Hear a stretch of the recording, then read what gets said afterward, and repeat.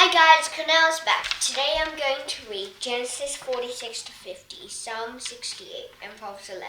Let's get started. Genesis 46. So Israel started out with everything that belonged to him. When he reached Beersheba, he offered sacrifices to the God of his father Isaac. God spoke to Israel in a vision of night. Jacob, Jacob, he replied.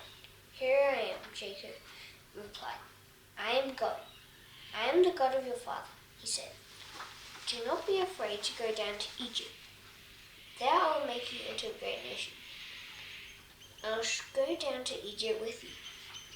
I will surely bring you back again.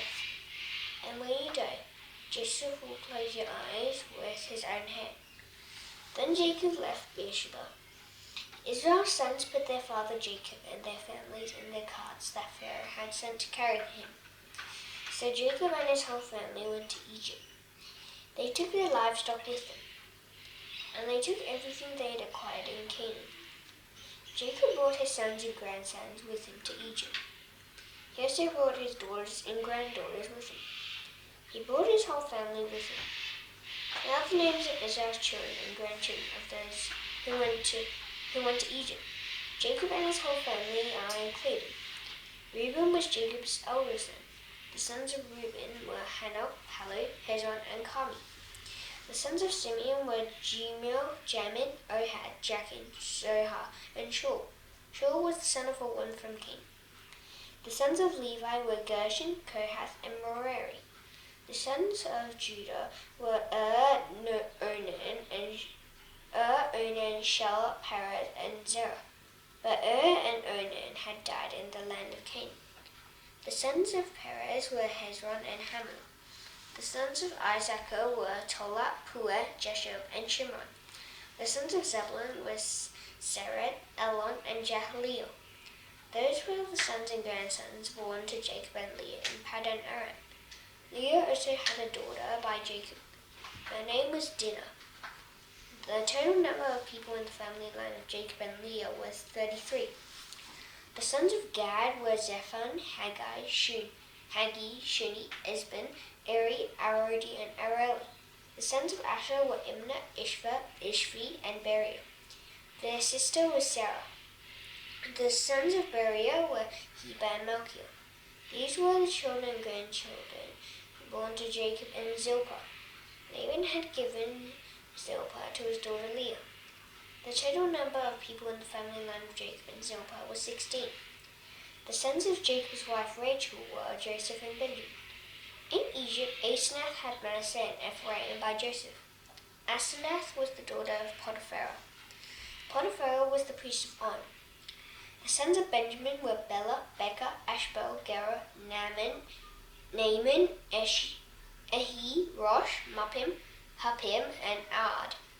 These were the sons and grandsons born to Jacob and Rachel.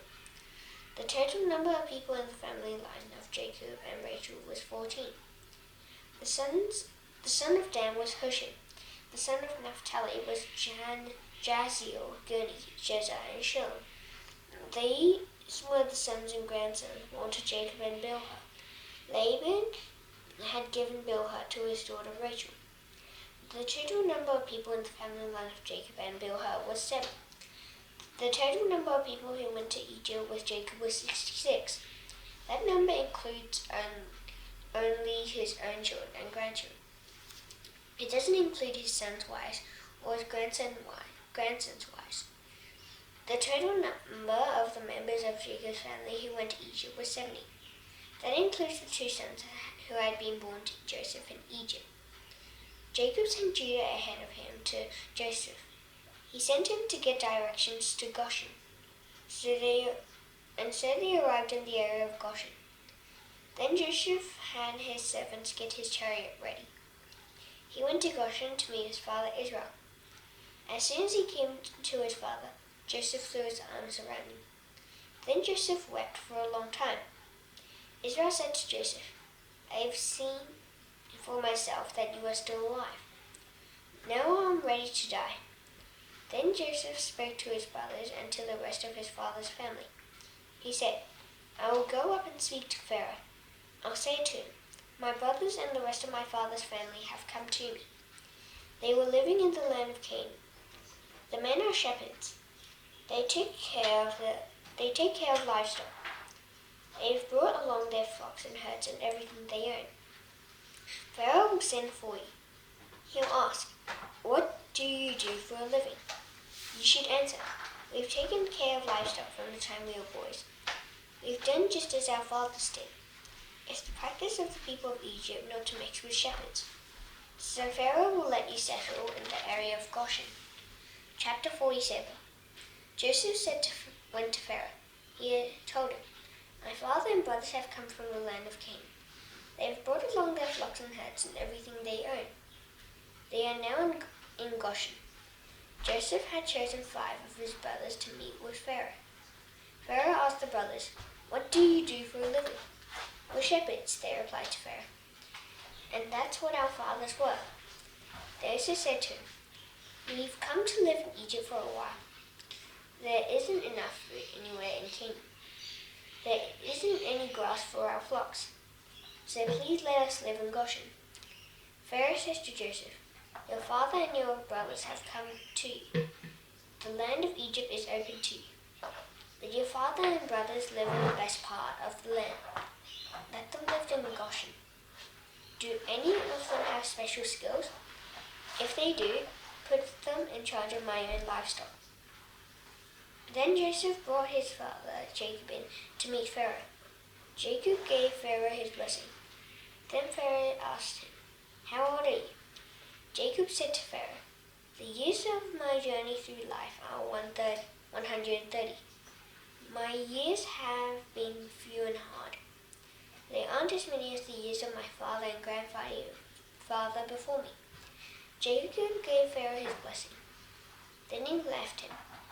So Joseph helped his father and his brothers make their homes in Egypt.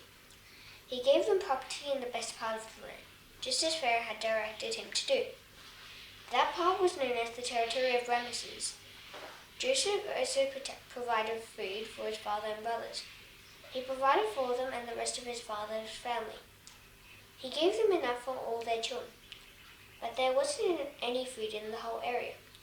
In fact, there wasn't enough food anywhere. The people of Egypt and Canaan lost their strength because there wasn't enough food to go around. Joseph collected all the money in Egypt and Canaan. People paid it to him for the grain they were buying, and Joseph brought it to Pharaoh's palace. When the money of the people in Egypt and Canaan was gone, all the Egyptians came to Joseph. They said, give us food. What good would it do to watch us all die? Our money is all gone.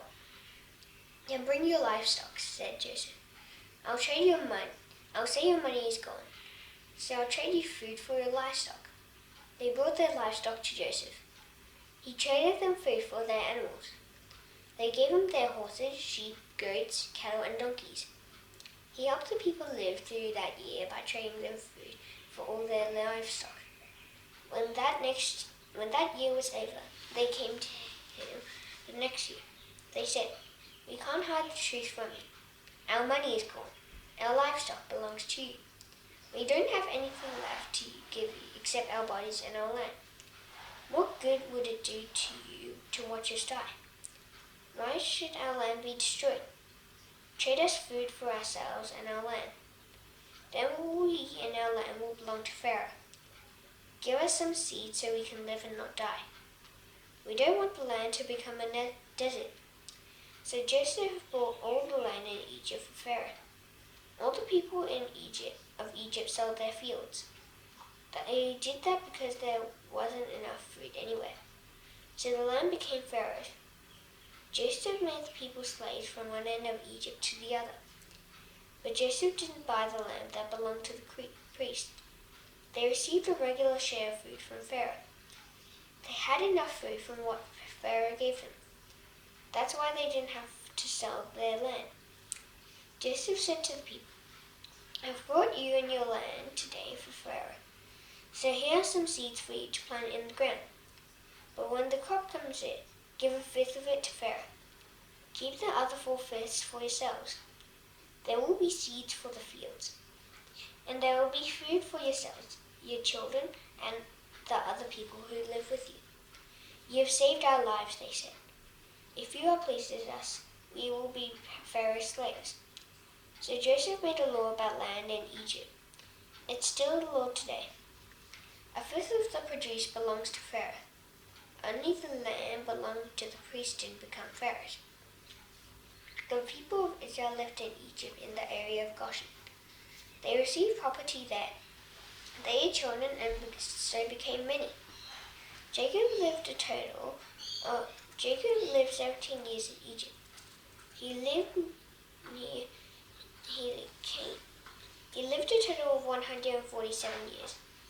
The time came near for Israel to die. So he sent for his son Joseph. He said to him, "If you are pleased, put your hand under my thigh. Promise that you will be kind and faithful to me. Don't bury me in Egypt. When I join the members of my family who have already died, carry me out of Egypt. Bury me where they are buried." "I'll do exactly as you say," Joseph said. "Give me your word that you'll do it," Jacob said.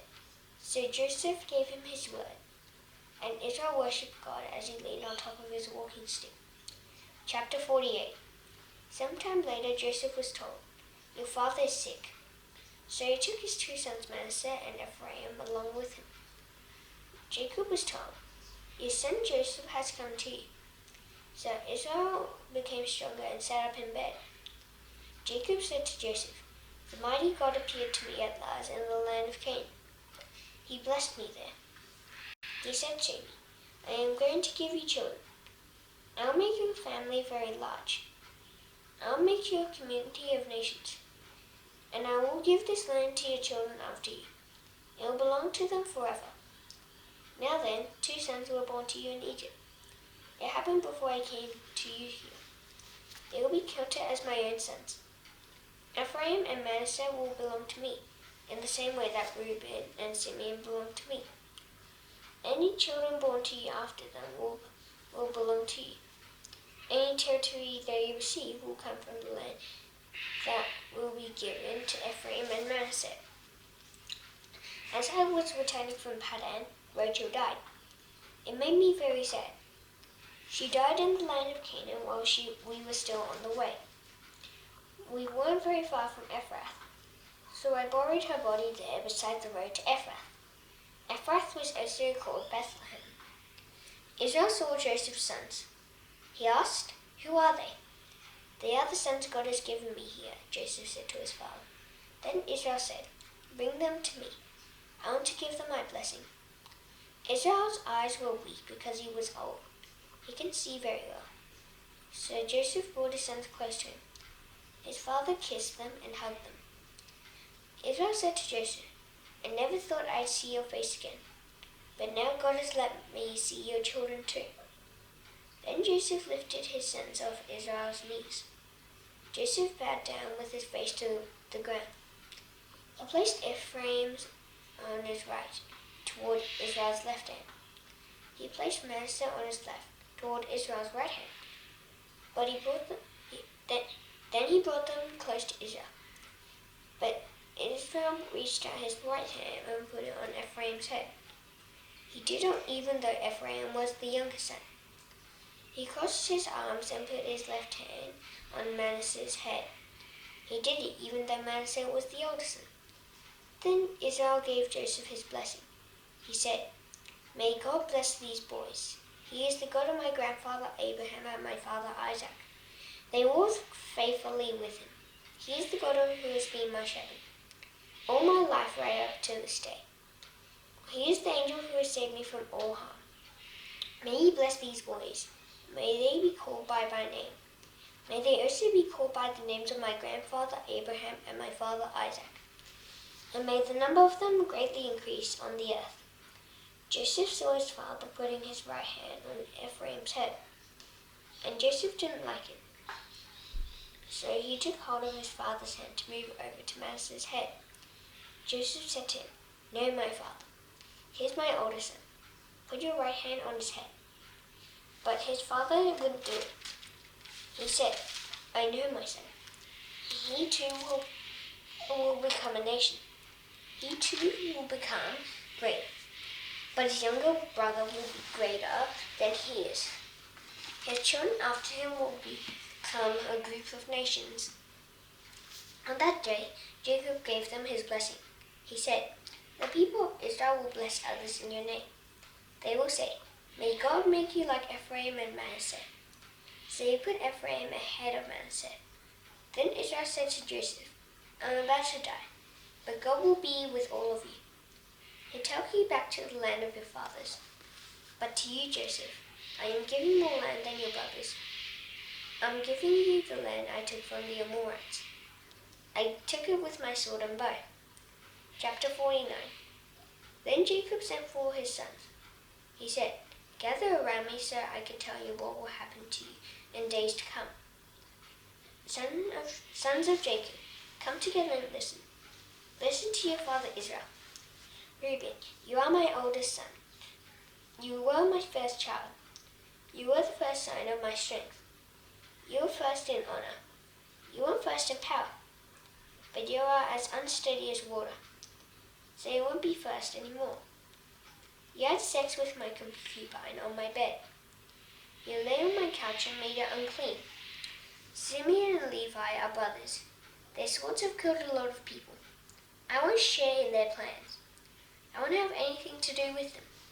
They became angry and killed people. They cut the legs of oxen just for the fun of it. May the Lord put a curse on them because of their terrible anger. I will scatter them in Jacob's land. I will spread them around in Israel. Judah, your brothers will praise you. Your enemies will be brought under your control. Your father's sons will bow down to you. Judah, you are like a lion's cub. You turn from hunting, my son.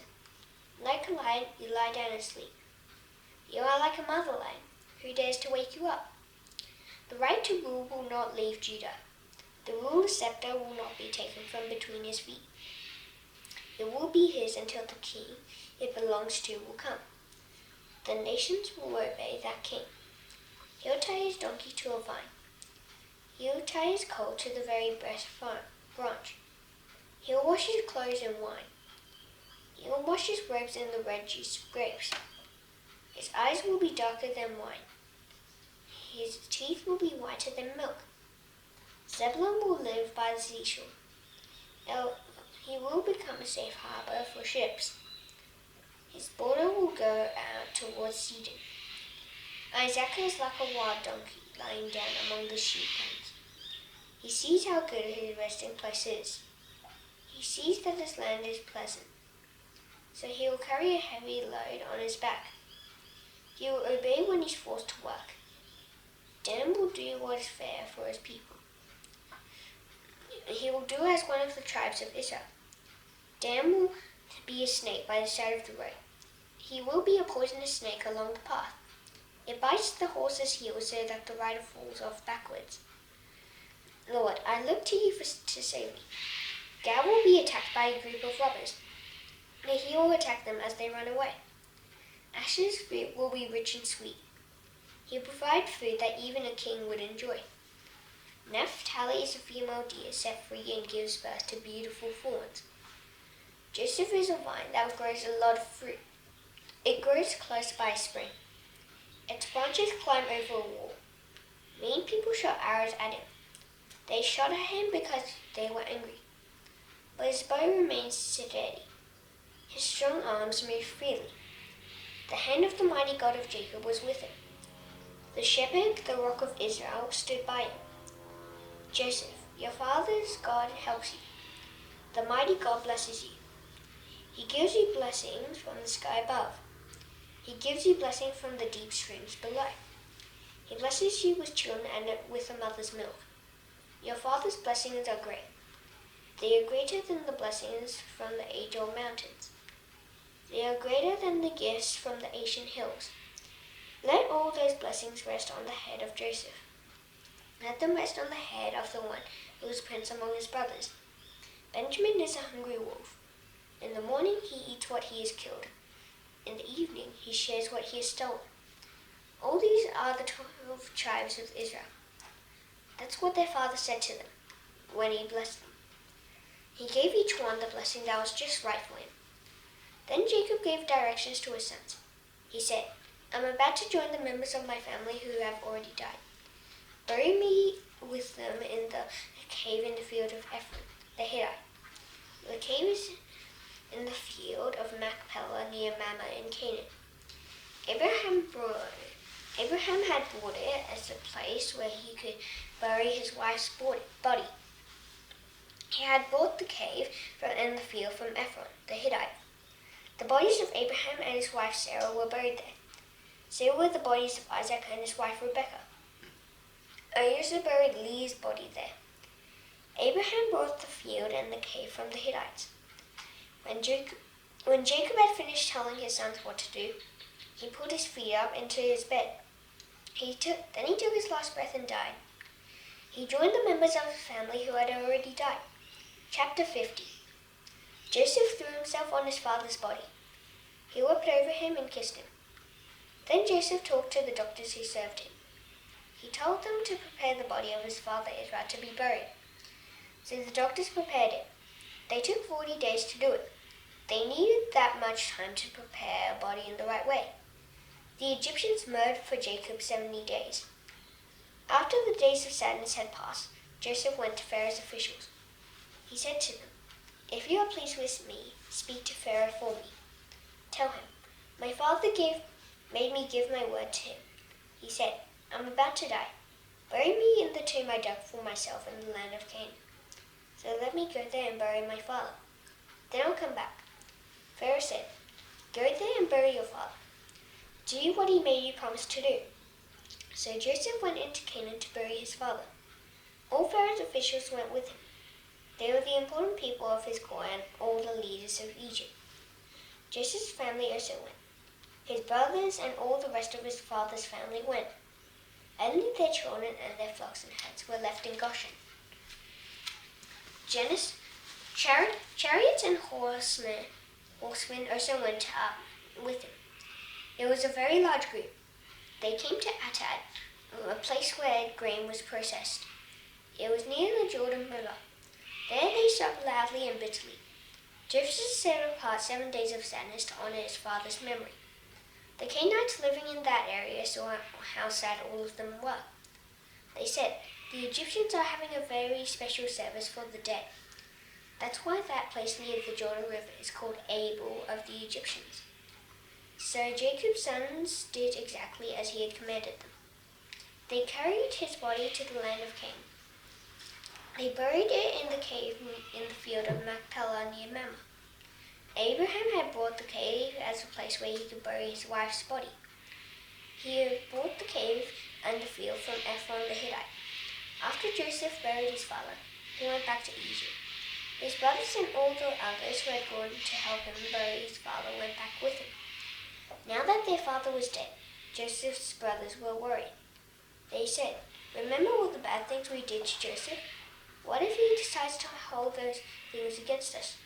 What if he pays us back for them? So they sent a message to Joseph. They said, Your father gave us directions before he died. He said, Here's what you must say to Joseph. Tell him, I'm asking you to forgive your brothers. Forgive the terrible things they did to you.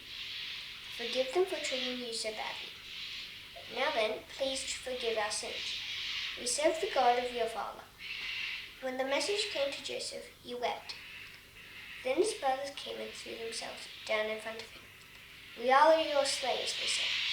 But Joseph said to them, Don't be afraid. Do you think I'm God? You planned to harm me, but God planned it for good. He planned to do what is now being done. He wanted to save many lives. So then, don't be afraid. I'll provide for you and your children. He calmed their fears, and he spoke in a kind way to them. Joseph stayed in Egypt, along with all his father's family. He lived 110 years. He lived long enough to see Ephraim's children and grandchildren. When the children of Machir were born, they were placed on Joseph's knees and counted as his own children. Machir was the son of Manasseh. Joseph said to his brothers, I'm about to die, but God will surely come to help you. He'll take you up out of this land. He'll give you to the land he promised to give to Abraham, Isaac, and Jacob. Joseph made the Israelites come to help you. Then you must carry my bones up from this place. So Joseph died at the age of 110. They prepared his body to be buried. Then he was placed in a casket in Egypt. Proverbs 11.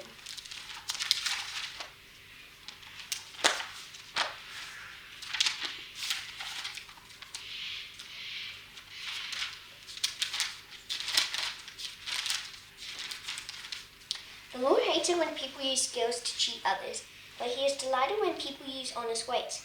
When pride comes, shame follows, but wisdom comes to those who are not proud.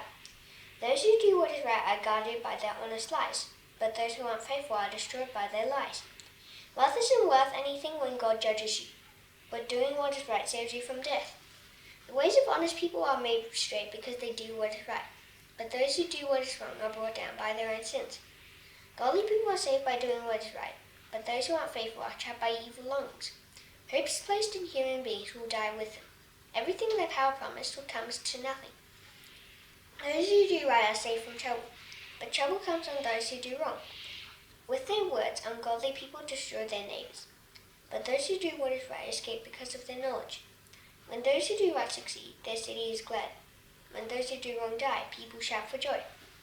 The blessing of honest people builds up a city, but the words of sinners destroy it. Whoever makes fun of their neighbor has no sense, but the one who has understanding controls their tongue. Those who talk about others will tell their secrets, but those who can be trusted keep the secrets of others. Without guidance, a nation falls, but many good advisors can bring victory to a nation. Whoever promises to pay for what someone else owes will certainly suffer, but a person who doesn't agree to pay someone else's bill is safe. A woman who has a kind heart gains honor, but men who are not kind gain only wealth. Those who are kind benefit themselves, but mean people bring ruin on themselves. An evil person really earns nothing, but the one who plans what is right will suddenly be rewarded. Surely right living leads to life, but whoever runs after evil finds death. The Lord hates those whose hearts are twisted, but he is pleased with those who live without blame. You can be sure that sinners will be punished, and you can also be sure that godly people will go free. A beautiful woman who has no sense is like a gold ring in a pig's nose. What godly people long for ends only in what is good, but what sinners hope for ends only in God's anger. One person gives freely but gets even richer. Another person doesn't give what they should but gets even poorer. Anyone who gives a lot will succeed. Anyone who renews others will be renewed. People ask for bad things to happen to those who store up grain for themselves, but people who ask for God's blessing on those who are willing to sell. Anyone who looks after what is good will be blessed, but bad things will happen to a person who plans to do evil. Those who trust in their riches will fall, but those who do right will be as healthy as a green leaf. Those who bring ruin on their families will receive nothing but win, and foolish people will serve wise people. The fruit that godly people bear is like a tree of life, and those who are wise save lives.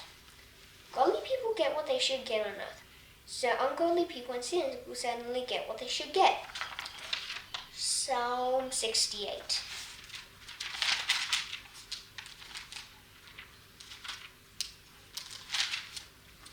May God rise up and scatter his enemies. May they turn and run away from him. May you, God, blow them away like smoke. As fire melts wax, so may God destroy sinful people. But may those who do what is right be glad and filled with joy when they are with him. May they be happy and joyful. Sing to God, sing praise to his name. Lift up a song to the God who rides on the clouds. Be glad when you are with him. His name is the Lord. God is in his holy temple. He is a father to children whose fathers have died. He takes care of women whose husbands have died. God gives lonely people a family. He sets prisoners free, and they go out singing. But those who refuse to obey him live in a land that is baked by the sun. God, you led your people out. You marched through the desert. The ground shook when you, the God of Sinai, appeared. The heavens called down rain when you, the God of Israel, appeared. God, you gave us plenty of rain. You renewed your worn out land. God, your people made their homes in it. From all your riches you provided for those who are poor. The Lord gives the message. The women who make it known are a huge group. They say, kings and armies are running away. The women at home are dividing up the things the army took from their enemies.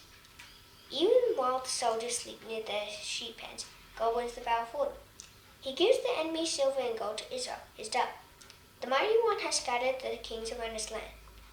It was like snow falling on Mount Zion. Mount Bashan is a majestic mountain. Mount Bashan is a very rocky mountain. Why are you jealous of Mount Zion, you rocky mountain? That's where God chooses to rule. That's where the Lord himself will live forever. God has come with tens of thousands of his chariots. He has come with thousands and thousands of them. The Lord has come from Mount Sinai. He has entered his holy place. When he went up to his place on high, he took many prisoners. He received gifts from people, even from those who refused to obey him. The Lord God went up to live on Mount Zion. Give praise to the Lord. Give praise to God our Savior. He carries our heavy loads day after day. Our God is a God who saves. He is King and the Lord. He saves us from death. God will suddenly smash the heads of his enemies. He will break the hairy heads of those who keep on sinning. The Lord says, I will bring your enemies from Bashan. I will bring them out from the bottom of the sea. Then your feet can wade in their blood. The tongues of your dogs can lick up all the blood they want. God, those who worship you come marching into view. My God and King, those who follow you have entered the sacred tent. The singers are walking in front. Next come the magicians. Young women playing tambourines are with them. The leaders sing, praise God among all those who worship him. Praise the Lord in the community of Israel. The little tribe of Benjamin leads the worshippers. Next come the great crowd of Judah's princes. And come the princes of Zebulun and the princes of Naphtali. God, show us your power. Show us your strength. God, do as you have done before. Do it from your temple at Jerusalem, where kings will bring you gifts. Give a strong warning to Egypt, that beast among the tall grass. He is like a herd of bulls among the cows. May that beast bow down before you with gifts of silver. Scour the nations who like to make war. Messengers will come from Egypt. The people of Cush will be quick to bring gifts to you. Sing to God, you kingdoms of the earth. Sing praise to the Lord. He rides across the highest places in heaven. He rides across the ancient skies above. He thunders with his mighty voice. Tell how powerful God is. He rules as king over Israel. The skies show how powerful he is. How wonderful is God in his holy place. The God of Israel gives power and strength to his people. Give praise to God. Now that's done, I shall now sing the Lord's Prayer. Our Father in heaven, hallowed be your name. Your kingdom come, your will be done on earth as it is in heaven. Give us today our daily bread. Forgive us our debts as you also forgive our debtors. Lead us not into temptation, but deliver us from the evil one. For yours is the kingdom and the power and the glory forever. Amen. See you tomorrow. Bye.